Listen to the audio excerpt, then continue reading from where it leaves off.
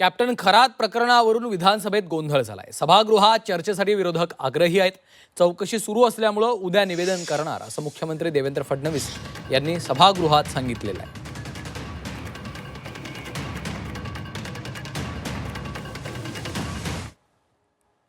कुठे चाललंय हे सगळं? काय चाललंय महाराष्ट्रामध्ये? अनेक जणांची नाव आली।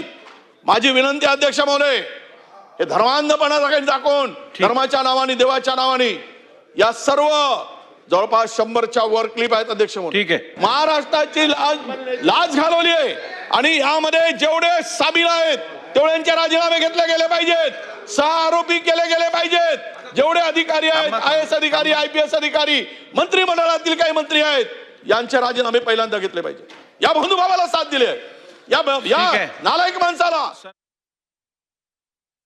सरकार याच्यामध्ये त्यांना अटक करतात, त्या ह्याला भोंदूला अटक करून सरकार पुढची चौकशी करतंय।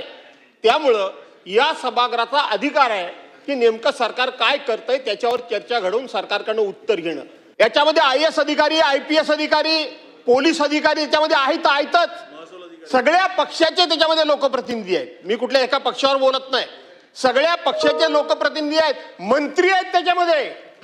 या सगळ्या उद्योगामध्ये अध्यक्ष महोदय मंत्री आहेत। हे उद्योग कशाला करायला हवेत तुम्हाला अध्यक्ष महोदय? काय या माबाला लागता तुम्ही? तुमचा आदर्श लोकांनी समोर ठेवायचा, तुमचं अनुकरण करायचं, तुमचा आदर्श डोळ्यासमोर ठेवून आपलं जीवन जगायचं।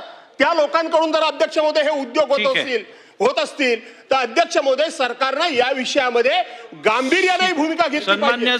मला माहित आहे हा विषय अगोदर समोर आला होता। तक्रार केलेली आहे। उर्वरित अजून काही महिला या संदर्भात तक्रार करतील। मी केवळ आपल्याला एवढंच सांगतो की या संदर्भात कारवाई जरी आत्ता झाली तरी देखील याची तयारी आधीपासून सुरू होती। त्यांच्या अटकेच्या अगोदरच म्हणजे साधारणपणे 10 तारखेला 10/3ला दुसऱ्या जिल्ह्यातनं आपण एका कंप्लेंटचा उपयोग करून त्यांचा LOC देखील काढून ठेवला होता की त्यांना बाहेर पडता येऊ नये। त्यामुळे या संदर्भात पूर्णपणे कारवाई आपण करतो। मी या सभागृहामध्ये उद्या याचं डिटेल निवेदन करीन, कारण आजही चौकशी चाललेली आहे।